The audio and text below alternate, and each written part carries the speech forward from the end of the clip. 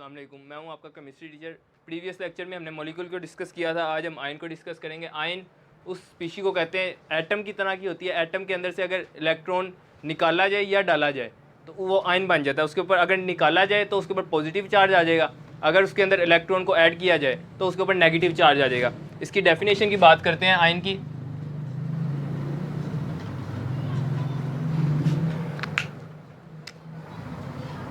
A species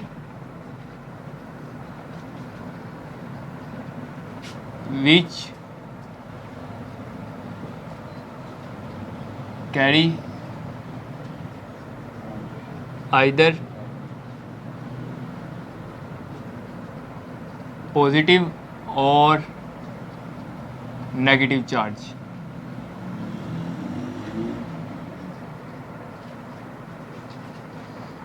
जिस species के ऊपर पॉजिटिव चार्ज हो या नेगेटिव चार्ज हो वो आयन कहलाएगी। अब वो पॉजिटिव या नेगेटिव चार्ज +1 +2 -1 -2 जितना भी हो सकता वो आयन ही होगा। अब इसके आगे दो टाइप्स आ जाती हैं आयन की।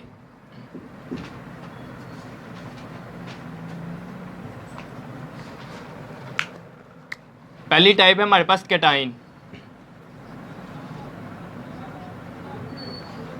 कैटाइन उस टाइप को कहते हैं कि अगर इसके अंदर से इलेक्ट्रॉन रिमूवल हो, निकाला जाए तो उसके ऊपर पॉजिटिव चार्ज आएगा, और पॉजिटिव चार्ज को कैटाइन कहते हैं। जिसके ऊपर पॉजिटिव चार्ज आए उसको कैटाइन कहेंगे। और इसकी दूसरी टाइप एनाइन, इसके ऊपर नेगेटिव चार्ज, इसके अंदर इलेक्ट्रॉन को एंटर किया जाता है एनाइन के अंदर। अब जिसके अंदर इलेक्ट्रॉन निकलेगा वो कैटाइन होगी, और जब इलेक्ट्रॉन निकलेगा उसके लिए हमें एनर्जी देनी पड़ेगी इसको, और जिसमें एनर्जी दी जाए उसको हम कहते हैं एंडोथर्मिक प्रोसेस।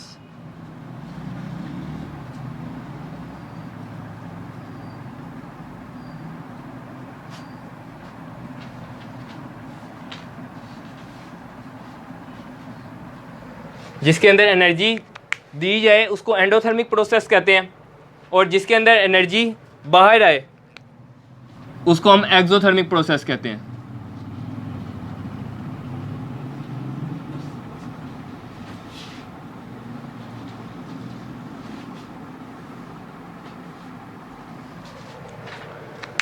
अब कैटाइन की अगर एग्जांपल्स की बात करें तो कैटाइन की एग्जांपल्स में हमारे पास Na+ आ जाएगा, मैग्नीशियम 2+, एलुमिनियम आ जाएगा, एलुमिनियम 3+ आ जाएगा। ये सारी कैटाइन की एग्जांपल्स हो गई। एनाइन की एग्जांपल्स में हमारे पास क्लोरीन आ जाएगा, फ्लोरीन आ जाएगा, फिर ब्रोमीन भी आ जाएगा। ये सारी एनाइन की एग्जांपल्स में आ जाता है। इसके बाद हमारे पास अगला टॉपिक है molecular ion.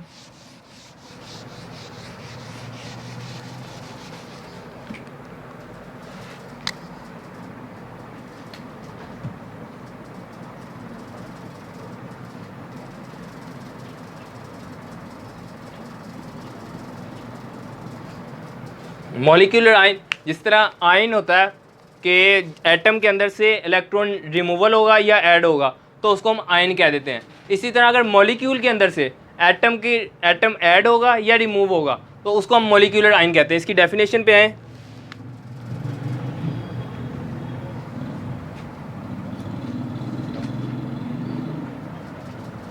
when an electron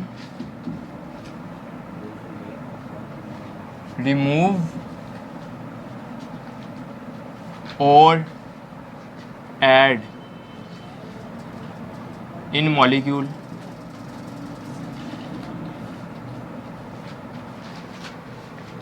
जब इलेक्ट्रॉन ऐड हो या रिमूव हो मॉलिक्यूल के अंदर तो उसको हम कहेंगे इज नोन एज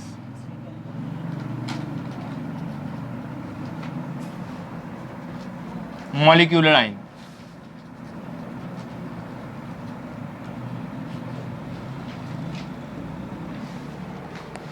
अच्छा, इसकी अगर एग्जांपल की बात करें हम,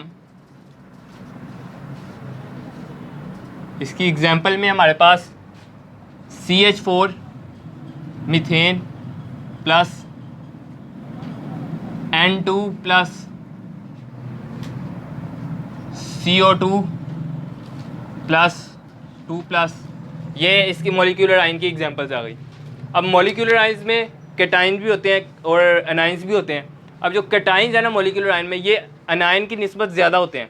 cationic molecular ion is more abundant than anions ones. उसके बाद हमारे पास आ जाते हैं इसके क्या ये बनते किस तरह हैं। Molecular ions can be generated by passing high energy beam of electron.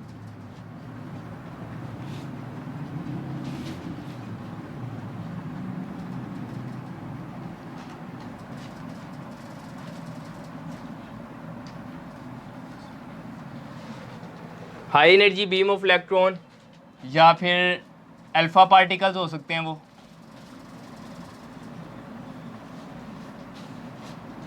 या एक्सरेज हो सकती हैं। अगर हम इसकी मदद से मॉलिक्यूल के ऊपर बीम डालें, रोशनी डालें इस स्पीड पे, अल्फा पार्टिकल्स, एक्सरेज, तो हमारे पास मॉलिक्यूलर आयन फॉर्म होगा। These ions can be generated by high energy beam of electron और अल्फा पार्टिकल और एक्सरेज। और इसका जो हमारे पास ब्रेक डाउन है ना, जब ये ब्रेक होंगे तो इसका जो ब्रेक डाउन है हमें ना इसके स्ट्रक्चर के बारे में इंफॉर्मेशन देगा कि मॉलिक्यूलर आयन का स्ट्रक्चर क्या होगा। वो हमें सारा ये जब ये ब्रेक होगा इनकी मदद से तो हमें उसके बारे में पता लग जाएगा। आगे इसके बाद हमारे पास आता है relative atomic mass.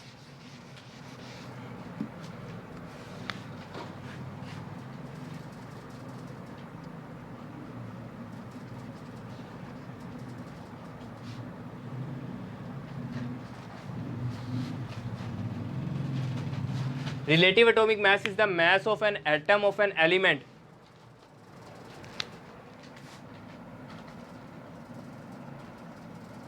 relative atomic mass is the mass of an element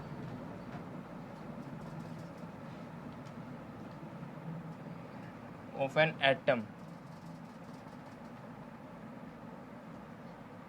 atom of an element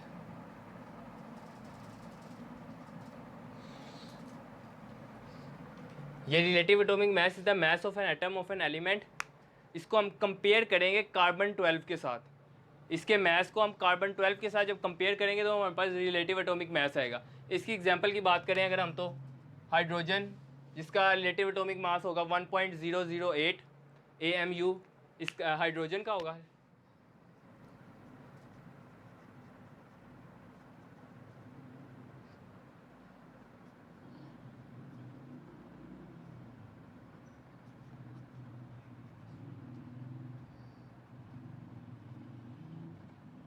ये इसका हाइड्रोजन का होगा। अगर हम नियोन को देखें तो नियोन का हमारे पास आएगा 20.16 AMU।